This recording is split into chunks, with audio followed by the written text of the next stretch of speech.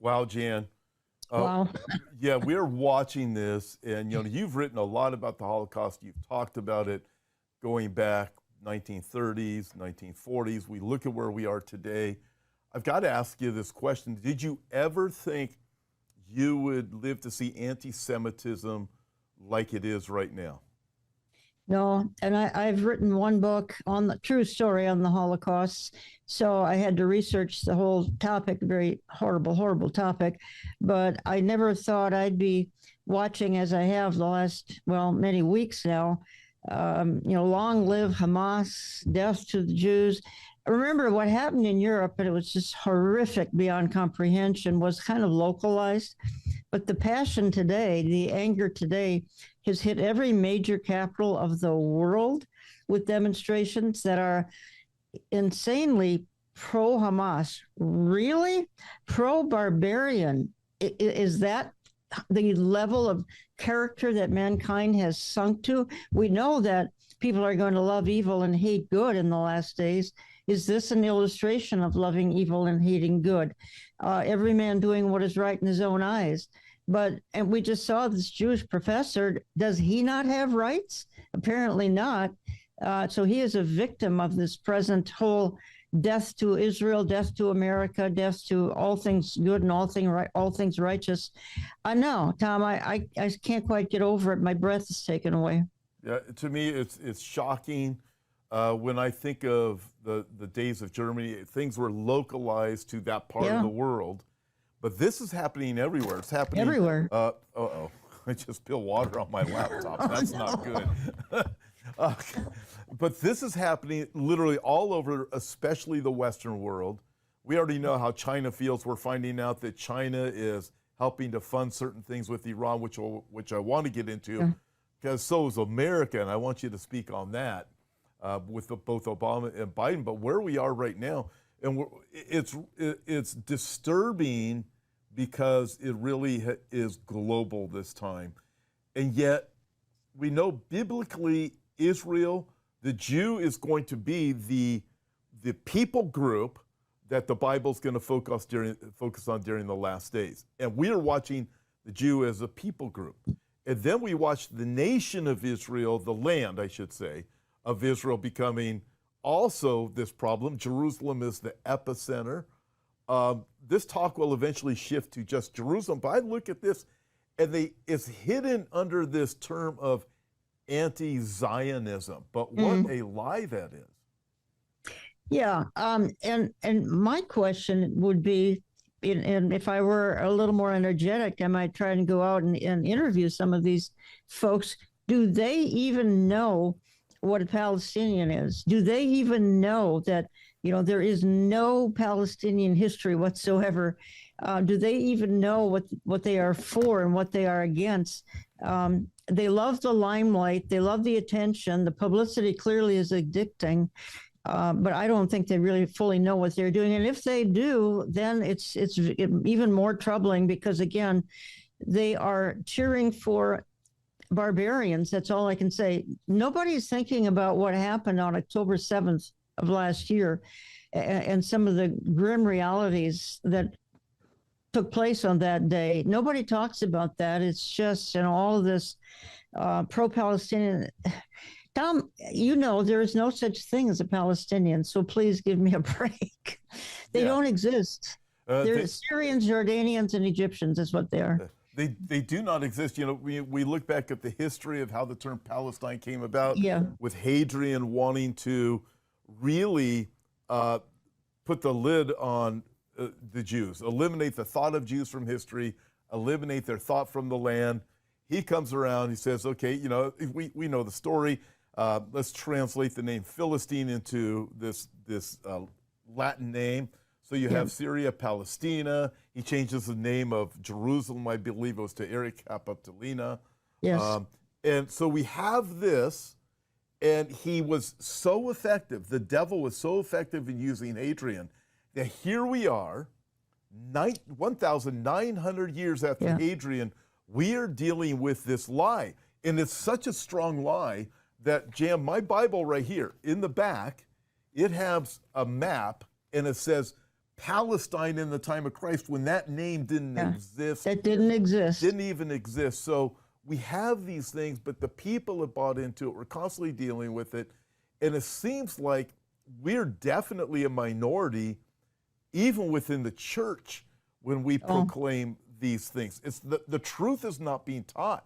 It's just the CNN sound bites, even Fox News.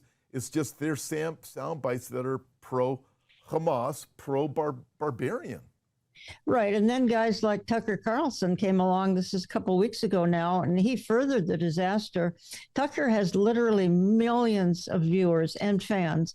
I mean, I happen to have, I've been one of them. Not so, I can't say I am any longer, because he let this so-called Palestinian Christian, Munter Isaac, just trash Israel and the history over there, and repeated one lie after another.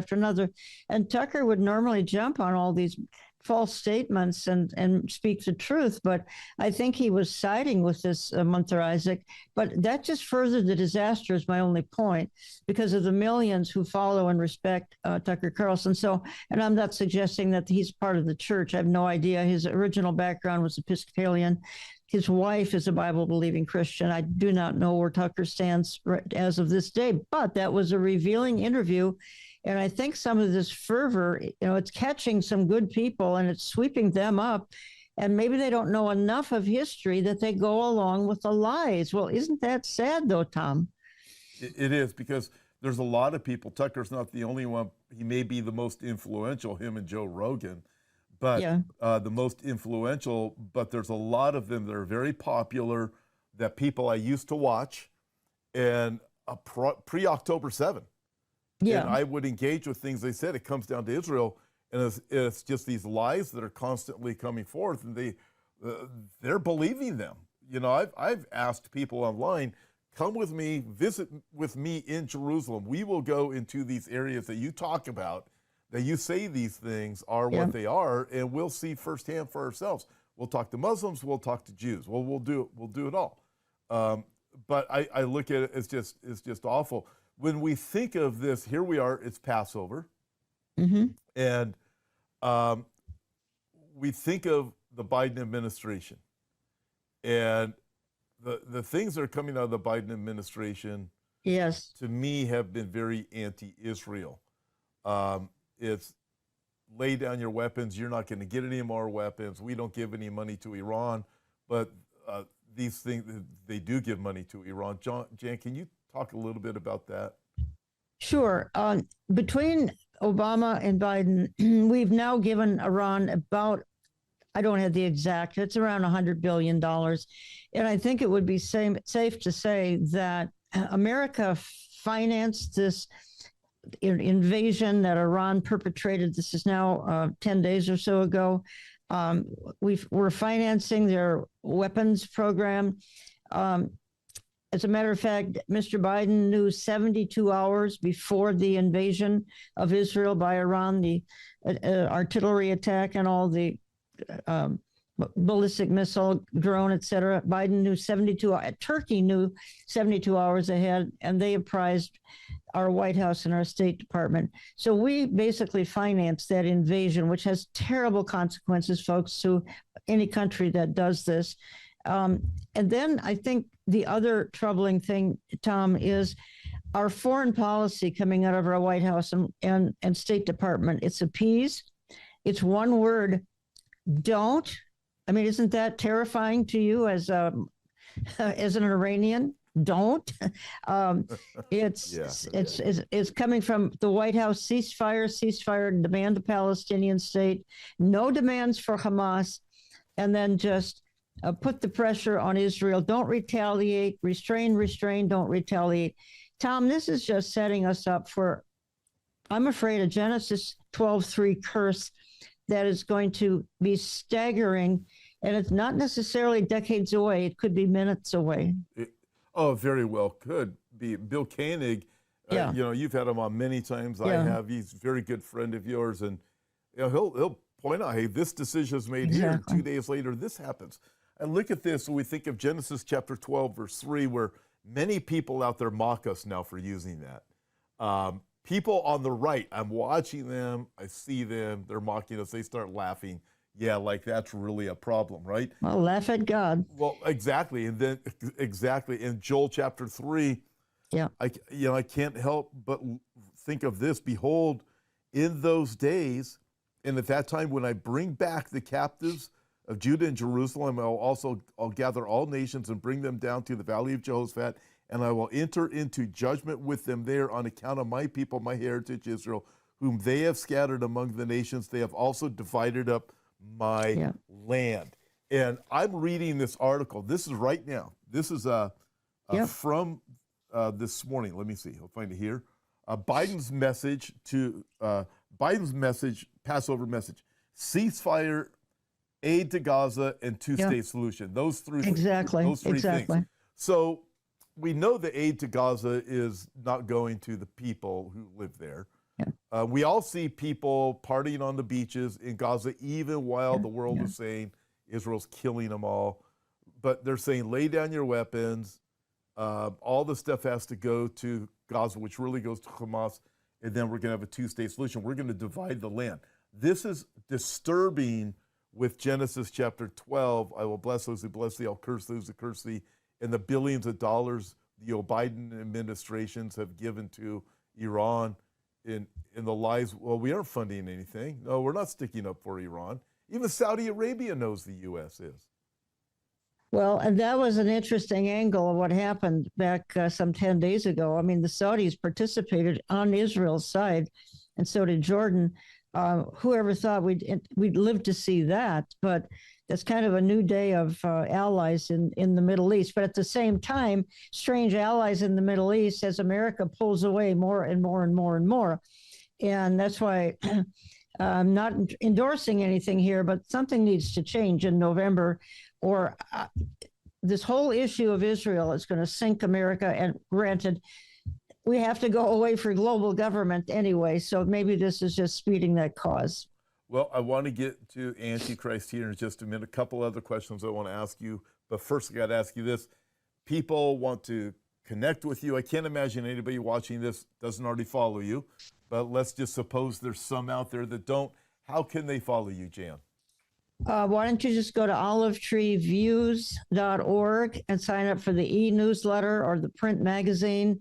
Everything's free. The e-newsletters once or twice a month, and that's probably, I would love to have them become listeners. You're very kind. I love having you as a guest too. And I do want to reiterate this, everyone, if you have not yet signed up for Jan's newsletter, of course I want you to sign up for mine too. It's free, and so is Jan's. And listen, go to Olive Tree Views and sign up for her newsletter. You're going to be blessed. Updates on events, all different types of things, interviews that are done. You get everything there, as Hope for Our Times. So sign up for both of them if you don't. And these things are absolutely free to do. And folks, we have to get the word out.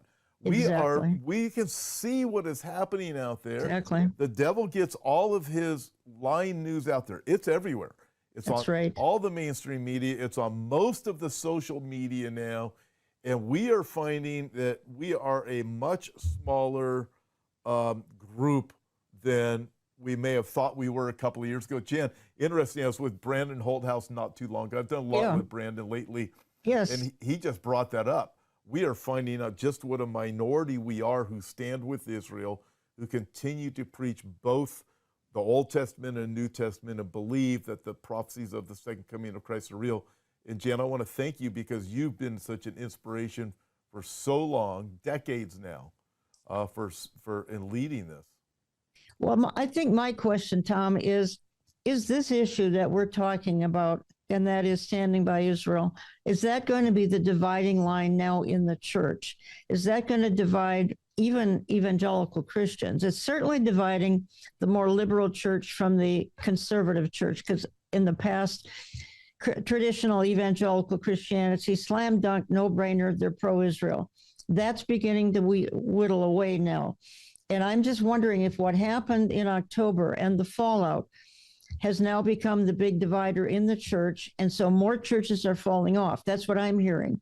And if they're not falling off, they're being silent. They're saying nothing. They're not even you and I have talked about this before, they're not even praying for the peace of Jerusalem. It's as though nothing is going on geopolitically. They don't want to talk about it, but particularly if it has to do with God's land and God's people. They may even be a premillennial and they don't want to talk about it. We know the amillennial preterists, et cetera, won't, but now premillennial are beginning to back off. I don't have a solid reason for that. I'd love your perspective. Yeah, I've noticed it, and there were churches that I would have gone and done a prophecy conference at sometime in the past. It was pro-Israel. You know, people ask, why do you have a prophecy conference that you have to talk about Israel? Well, Israel's the epicenter. Yeah. If you take Israel out of the equation, you're just talking about predictions and, oh, no, I spilled my water again. So that's not good. I talk too much I'm talking too much with my hands.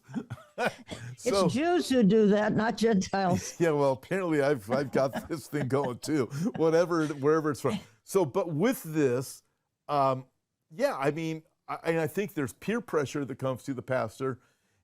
If kind of like if you go back 10 years, why would they not teach about Bible prophecy, let's say 10 years ago? Well, they were afraid that it's going to make people afraid. They didn't really understand it. They were afraid people wouldn't come to their church. And quite frankly, their donations would go down, right? Exactly. I mean, you wrote a great article on that, and I use your article all the time. Yeah, you know, it's neat. I still see that article pop up, and that article is like, I think 12 years old. But so we see that. What's happening with Israel, though, it's more... there's so much more pressure coming from the right and the left, obviously the left, but now the right too, to not stand with Israel. And then they'll start pointing out, well, look at the Jews. They run Hollywood, they run the banks, they run, you know, they start going down this path, and people don't think through it.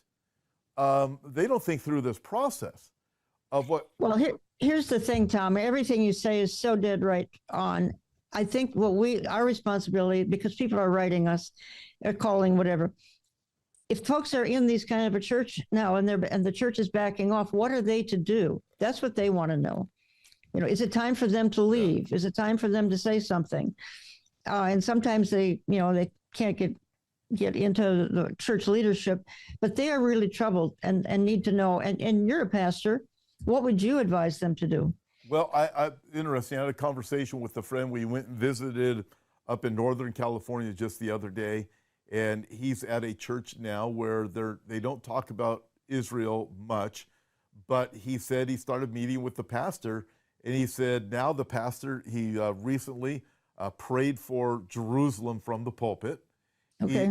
He is willing to listen and have conversations about Israel now, and his presence there is making a difference by staying there. The problem, and if you're in an amillennial church, I don't think that's going to happen. But if you're in a church where the pastor claims to be premillennial, listen, in a kind way, just approach him. You know, when people approach me as a pastor, sometimes if you know, some people are just kind of mean. You know, don't be mean, don't be a jerk or anything like that. But just ask him, what's your position on Israel? Why don't you talk about Israel? And I can guarantee you, for the most part, it is a pressure to conform to what's basically out there, even in the world, believe it or not. That's why we see things going on with worship in churches and so forth. But a lot of pastors and that I know, they won't talk about Israel. They won't let me come in and talk about anything prophecy related because they don't see it as relevant, even if they are premillennial, and they're afraid it's going to just take people, it's going to get them afraid. And they just want to, quite frankly, they want to bring happy messages. They want their people going away every Sunday feeling good and making sure they're serving, and they come back the next week and they put money in the tithe bin. That's really what it comes down to. And I'm saying that as a pastor who's talked with a lot of pastors, and I know the sentiment that's there. Tom, that is just simply stunning, tragic beyond words. And look at what time of history we're in. If there's ever been a time that they need to be taking a stand, it's now. My goodness. I mean, this is what you described is almost demonic. And I say that in light of our times. In light of our times, every church needs to be taking a stand. Oh, absolutely. Well, Jan, again, you've done a lot of research on the Nazi days. Isn't, from your perspective, what you see happening within churches very similar to the pastors who just stood down? Yeah. They didn't want to get involved when it came to the things of anti-Semitism, the Jews being taken to the Holocaust. They were, hey, this is the mindset that it was, from my understanding. There were three groups. There was the ones that went along with it, the ones that stayed neutral, like Niemöller, and the ones that protested, Bonhoeffer. So there's three groups. This is Nazi Germany. And today, there probably are two groups today. But my concern is the group that's going along with it. Again, I think it gets down to theology. It gets down to two things, I think, and these are just thoughts coming to my mind as you've just outlined it. Number one, what we're talking about won't result in church growth, won't fill up the pews or the offering plates. And secondly, I just think it's a new day. It's a new day in the world. Look at Columbia University, and sadly now it is a new day in the church. And this low-level hostility in the church goes all the way back to Martin Luther. It's now boiling, and the result is what you just described. Yeah, and even when this is also my take on what's happening within the church. We all, for anybody who's looked at the Holocaust and from a biblical perspective, we've all heard the story of the train car with the Jews in it that went by the church. And the pastor told the choir to sing louder so they wouldn't hear the Jews, and they're screaming and they're crying in the train car.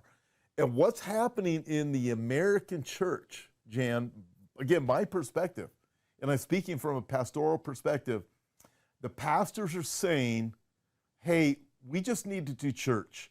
We're just going to come here and sing the songs. Listen, it's all going to work out okay. There's a reason why that's happening, but the bottom line is the gospel needs to be preached here at Sunday morning. Therefore, we're not going to bring in the thought of Israel. These things are so negative, and besides, Israel does a lot of things wrong. So what we're going to do, we're just going to sing louder. We're just going to have church because we are being faithful to the Lord. That's what they were saying at that church. Let's just sing these hymns louder. Yes. It's a different way of doing the exact same thing. It's a different way of singing louder. Yeah. So true, Tom. And I hope your listeners, those who may be in some of these churches, I'm not saying, get up and leave, but at least go speak to those in leadership at your church and try to get them to see the truth. If ever Israel needed a friend, it's today. And if it's not going to be from within the church, then it's hopeless. She will be all alone. And maybe this alienation will drive her to the Lord. That's our hope anyway, that any feeling of alienation will just drive them to seek Jesus. Yeah, Jan, that's what I see happening right now. God is moving Israel into a place of turning to him. I was speaking with one of my Israeli friends not too long ago. You look back at Israel's history, there were not very many times that Israel didn't look to their neighbors. At the time of Judah, they looked to Egypt to save them from the Babylonians, or the time of Assyria, whatever it was. They would look to a different neighbor to save them, and Israel has this habit of doing that. Yes. But Jesus said in Matthew 23, you will not see me again until you say, blessed is he who comes in the name of the Lord. I believe Israel is being moved to that place, but we as believers in Christ must stand with Israel. And I think, Jan, I'm really curious your thoughts on this. I think right now we are being tested in the church. And the people out there that are saying God's done with Israel, for example, replacement theology. Well, what you're saying then is grace is good for the Gentile, but there's no such thing as grace for the Jew. That's really what is the message that's being proclaimed, and even within the Gentile churches that have been premillennial, they're starting to go into that same place because it's a constant fault finding. Anything a Jewish person is doing right now, well, look at what this Jew did. Well, look at what Netanyahu did. And it's nonstop. Well, this is a setup, Tom, for Daniel's 70th week, the time of Jacob's trouble. This is all trending towards the tribulation. And Israel is just be sort of in a setup position for what's going to play out then. But remember, then in the tribulation, they're going to have some security for 3.5 years by Mr. Antichrist. He's going to make all sorts of promises to them. And I think he will keep a lid on some of this until the midpoint when absolutely all hell breaks loose. I mean, I'd like your perspective on that. Well, that's a great question because we've had to think through this also. You're the one that said, hey, Antichrist is Mr. Fix-It. So I've used that zillion times because he is. We have a world that's in a mess right now. Lawlessness is abounding. The economy is eventually just going to blow. We know all these things, but we also know they're all biblical at the same time. They're prophetic. So we know they're going to happen. Well, so is anti-Semitism. But if Antichrist is Mr. Fix-It, he has to get the Jews on board with his plan. So and he does. He's going to be so charismatic. He will win them over. And he also has to have the ability to, as you said, put a damper on the anti-Semitism that's happening. And it will be. I think it's going to be controlled from the outside for, say, 3.5 years. However, if we look at anti-Semitism right now, if anybody out there, guys, if you're honest, it is horrific what's happening right now. Unbelievable. To see it happening everywhere. Jan, we were at the Ben Gurion airport coming home about 4 or 5 weeks ago, and the lady who was helping us there, walking us through the process, she asked us, well, where are you going? Los Angeles. What's it like in Los Angeles? And said, you're seeing it. We're 2 hours outside of Los Angeles, but we still can see it. We still have to go there. We have Jewish friends, Fairfax District or whatever.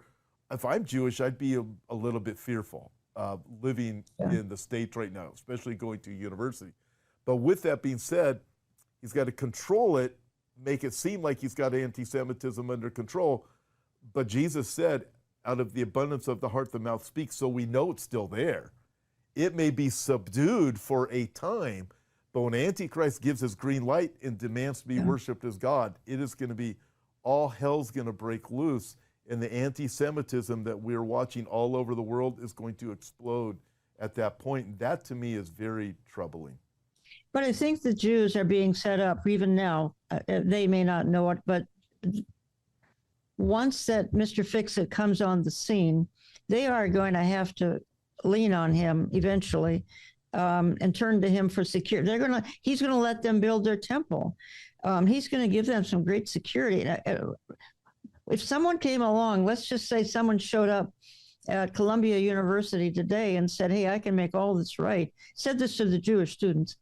I can make all of this go away. I can make all of this just settle down, and you will be in perfect safety, you Jewish students at Columbia or these other institutions. I am guaranteeing your safety. Do you think they wouldn't fall for this? My goodness, they're hiding in closets. They'd fall for this hook, line, and sinker. And that's just a little microcosm of the whole world during the tribulation, where they're going to look to him for security. He's going to betray them, something terrible, but they are going to have peace and safety for a short season. That is an excellent observation. So Columbia University today, a microcosm of what's coming. That, I can totally see it. Now that you put it into that perspective, he comes along, I can fix this, I can guarantee your safety, you're going to be able to go to class good. I'm even going to build you a temple. You would be willing to do almost anything if you knew that that person could actually pull that off for you. And that person will have the ability to convey that message that they will. So why would you not? It'd be crazy not to. Yeah. Wow. What a I think there's absolute panic in the hearts of a lot of Jews. And even if you're not on that institution or any of them, you can't tell me, if I were to call my Jewish relatives this afternoon, which I'm tempted to do, I can assure you I would hear panic in their voice. They can't, I talked to one recently, they can't believe what's going on. They don't have the biblical perspective. They had no idea that they were going to be hated like this in their lifetime. It's one thing to look back to 1938 when most of listeners here weren't alive in 1938. Okay, now 80 years later, 85 years, my goodness, it's 1938 again. I can tell you it is. It's just on a broader scale. It's the sentiment is very similar. The fear in the hearts of people is very similar. Where can I run to for safety is very similar. But at the same time, it's global, not just in the heart of Europe. It's global. And I think it also gives us a really good understanding of how far along we are on the timeline of God fulfilling his prophetic calendar. And yes, it reminding us how late. Yeah. By the way, everybody, if you want to support Israel, you can do that through Gihon Springs, and we'll have that link in the description. You can check it out there. It's also on the website. Gihon Springs, great ministry. It reaches out to unsaved and also Messianic Jews over in Israel. It's fantastic ministry. Go ahead and check it out. GihonSprings.org is what I believe the website is. Jan, as we look at this with these things with Antichrist coming up, I want to go back to America for a minute. But before we go back to America, and just really startling, but I was reading that the protests that have been happening, blocking some of the highways, the pro-Hamas protests are funded. Some of them have been funded by Act Blue. Okay. And, the funding has to come from somewhere. These things aren't just organic that are happening. So we know there's money that is behind these things, just as there was money in the days of Hitler's Germany. There's money that had to fund certain things. In fact, sadly, some of the money for Hitler came from some American corporations, which is another story. Oh, you're exactly right. In and of itself, but it's happening right here and it's funded. So I would say, everybody, don't be fooled into thinking these are just automatic grassroots and people are easily manipulated. And students have been, their minds have been warped over the last several years of some of the teachings they've been given. So we watch this. It's terrible to see all the anti-Semitism. Lawlessness is just growing more and more. And Jan, as I look at this, you offer great hope. What would you say to all our viewers? Well, today is Passover, and my ultimate exhortation would be that everyone put the blood of the Lamb of Jesus on their heart, and in other words, to become a born-again Christian today. That's the most important thing. If someone watching isn't, beyond that, my hope, Tom, in that you and I are believers, is obviously our blessed hope, and we've kind of been talking about how all of this is setting the stage for the blessed hope, because all of this is predicted for an end time generation. And of course, once it's in the tribulation, everything gets accelerated. We're not here for that. We're going to be removed from before that hour of testing comes upon us, Revelation 3:10. So I just encourage everyone. And again, our churches may be silent, but that doesn't mean that all of us can't somehow join together, even if it's online, and encourage one another, because heaven is our future. Heaven is our home. In heaven, there'll be none of this division, this friction, this alienation, this antagony. You know what I'm trying to say. There'll be none of that going on. So it's going to be perfection. And not only that, but every health problem on the world will be done with. So I'm looking forward to that time. And I think it's sooner than any of us can possibly imagine. I really do. And some of the horrible things, even though it's tough to watch, they're telling us, I think, that Jesus' return is very, very near. Yeah, I do too. And I look at this whole, and really Israel is the timepiece. Yeah, it's a timepiece. The fact that the world's attention is now on Israel, it's on the Jewish people and the land of Israel is not a coincidence. And absolutely. It's global. I mean, the things we're hearing about with Russia saying, hey, starting to line up with more and more with Iran. I mean, we're watching so many different dynamics, but the attention is on Israel. Is eventually going to shift not just on Israel as a whole, but on Jerusalem itself. And Yep. we know the attention is going to go there. Jan, what do you see for America? I know you've been asked that question like a million times, but things don't look real good. I have a hard time, and I am repeating myself just a little bit, in that the demons seem to be unleashed on October the 7th. It's hard for me to see that prosperity is going to the toothpaste is out of the tube, I believe. It's hard to get it back in the tube. And a shift in November would be helpful. I'm not sure that that kind of reprieve is promised to us this time. Who knows? All of us want to see America prosper. At the same time, I think that would certainly extend and delay the timing of the rapture. Wouldn't have to, but I think it might incline to do that. I think chaos is just a constant reminder that we're running out of time.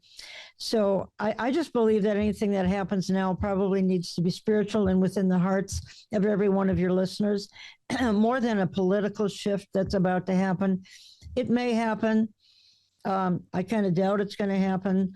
I think that the Bible is reminding us that Jesus is coming, not 10 years from now, maybe 10 minutes from now, based on everything we've talked about today. And that should be good news for the believer. If you're unsaved, again, apply the blood of the Lamb to the doorposts of your heart. Amen. And get it's just a reminder, get the message of the hope of Jesus out there. It's like, don't waste any time. No, don't waste any time. We're running out. Yeah, we work while we have day. Right now, we've got daylight. So we do all that we can. That's why Jan and I both do this. Jan, one final thought for anybody who's Jewish that's watching this. You're Jewish, you're a believer in the Lord Jesus Christ. What would you say to them? Well, the most Jewish thing you can do is embrace the Jewish Messiah, Yeshua. And believe it or not, around the world, untold number of Jewish people are doing that. And that was a trend that began probably in the 1970s and is just picking up steam more and more and more as the years and the decades go by. It's no longer unusual to be a Jew for Jesus. And there's kind of a mini revival going on. So, I mean, I hear from these people, and it's one of the encouraging things that's happening today. I can tell you that. Amen. Amen. Yeah. Jan, you have any final thoughts for everybody? No, thank you, Tom, for what you're doing. You're getting the truth out. You're getting the information out. And I just think we need to double up on that at whatever time we have left, because my goodness, we're seeing so many of the things. I think the greatest, and you referenced it, the lawlessness, the spirit of Antichrist, that alone should tell us that I am coming quickly, because that's exactly what's to happen right before Jesus returns. And look, I'm in the land of George Floyd. It happened 20 minutes from me, so I know lawlessness, and it's not pretty to watch. And I have a feeling this summer we're going to see lots of it for various reasons. That's another program.